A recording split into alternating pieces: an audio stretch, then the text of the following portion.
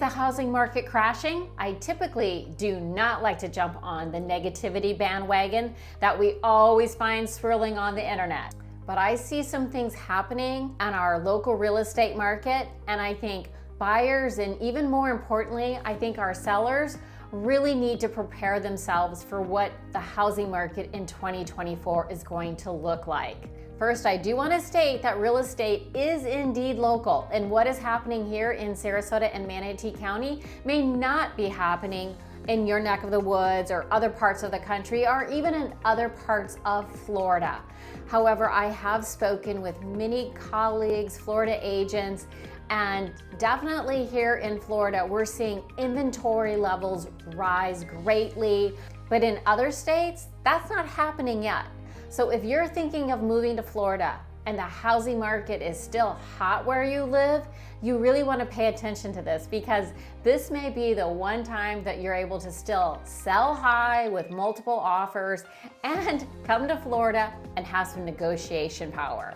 So is Florida heading for a crash? The short answer is probably not a crash, but definitely a correction. Now, there are four major reasons why I believe our housing prices will decline and prices will drop over the next 12 months. If we haven't met yet though, I'm Lisa McBride with Sarasota Neighborhood Experts, and my team and I love helping so many of you buy, sell, and invest in our area. Give me a call today. Keep watching and don't forget to subscribe. Okay, so why is our housing market a little crazier than some other areas? Well, first of all, we all know that Florida housing market doubled in value in the last 4 years. And the main reasons why that happened is we were primarily open during the pandemic, in the fact that our state was not so much locked down and sheltering in place, and a warm weather state, we just naturally were able to be outside a little bit. And so a lot of people flocked to our area, whether that was second homeowners, snowbirds, or families that were able to work from home and wanted a different lifestyle. So suddenly we had lots of people moving to Florida and our prices just skyrocketed. The other thing that was happening at this time was that with the low interest rates, we accelerated the buying public. We took a lot of people that were thinking of retiring or buying a second property in 23, 24, 25 and said, no, I'm gonna buy now. I wanna buy now when the interest rates are low. So we naturally took buyers that were contemplating buying in a year or two, and they bought during the pandemic as well. And so we had all of these people moving around and moving to Florida. And now what we're seeing is, well, not everyone loves living in Florida. That's right, we have a lot of people that are now leaving Florida. If you haven't already watched my video on why people leave Florida, check this out after this video. So as I was saying, we had all these people move to Florida, and now they're deciding, I think I'm going to leave Florida. They're leaving for multiple reasons. One being our cost. And it's not just the cost of housing, it's the cost of home ownership in general. For instance, we know the cost of homes have doubled, but so has the cost of insurance. The average homeowner in the state of Florida is now spending $6,000 a year on homeowner insurance. Naturally, some people are like, that is not for me. I don't want to have to worry about replacing my roof every 15 years. I don't want my insurance company telling me that I have to put a new water heater in if mine isn't broken. I don't want somebody like micromanaging my household just for the sake of a lower insurance cost. And so we have so many people that are concerned about insurance, and rightfully so. And then we had a triple whammy. We have HOA fees doubling as well.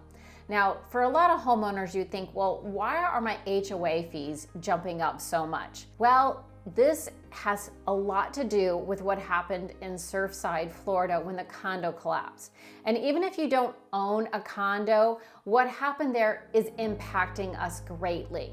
For instance, now all boards are required to have reserves for upcoming improvements in a community. Now, originally that was just for condo ownership, but I have seen all boards, whether it's for single families, villas, condos, have taken a second look and have starting to evaluate what they have in those reserve funds. Because whether you're replacing mailboxes or street lights or roadways or pool equipment, there are costs that are coming down the road. So naturally now we're seeing special assessments and rising HOA fees. So we have rising home prices, rising insurance costs, and rising HOA fees. And homeowners have had enough of it. They're saying so long to Florida homeownership. So normally we would have a balanced market in Florida. Now my team and I track numbers very closely because numbers are definitely going to tell us a story, and people are constantly asking, like, what is happening in this market? Currently here in Sarasota and Manatee County, we have almost 10,000 homes on the market, and that is across villas, single family, and condos. In an even market in our 2 county metropolitan area, 7,500 homes is very normal, and that keeps things moving along nicely. Now, the months of inventory have grown from a real low 1.5 months to 4.5 months. So all of a sudden we have all of this inventory, and buyers have a lot more choices. One thing to note right now is the number of sales, they're not changing all that drastically. It's the choices people have that are changing drastically.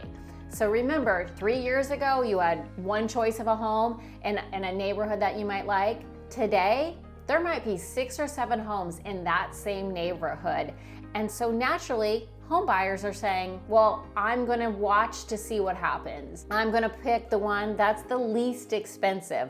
I want the one that's the most updated, right? So these things are happening today in Florida. So naturally, I'm gonna think prices are going to come down. Unfortunately, I'm still seeing many home sellers add $30,000, $40,000, $50,000 to what their neighboring home sold for a year ago. And I just think those homes are gonna sit on the market. I know a lot of agents are saying they're not getting showings, they're getting complaints about the price. This is just part of the market, and I think that we need to be educated on what is happening.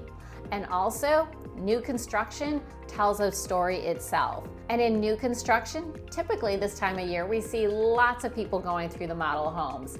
And although we do still see people visiting the models, builders are definitely changing the way they're doing pricing as well. In the past, it was just, here's what the price of this home is, and if you want it, you better sign now. Currently, builders are offering closing cost incentives, they're offering incentives in the design center, there's lot premiums that have gone down. There's a lot of differences in today's market than just a year ago. So naturally, I think that with interest rates still not coming down as much as we had anticipated, that the next thing to come down will be prices.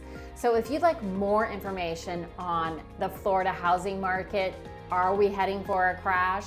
Please let me know today, give me a call, because although I don't think we're crashing, I definitely think we're seeing a shift, a correction, or a reckoning in today's real estate world. So as I said earlier, I don't like sensationalism. I try not to report on it, but there's a lot of things changing in Florida housing market, and I think you need to be aware of it, and I want you to get the best deal possible. So if we can help, give me a call. As always, thanks so much for watching, and until next time, take care.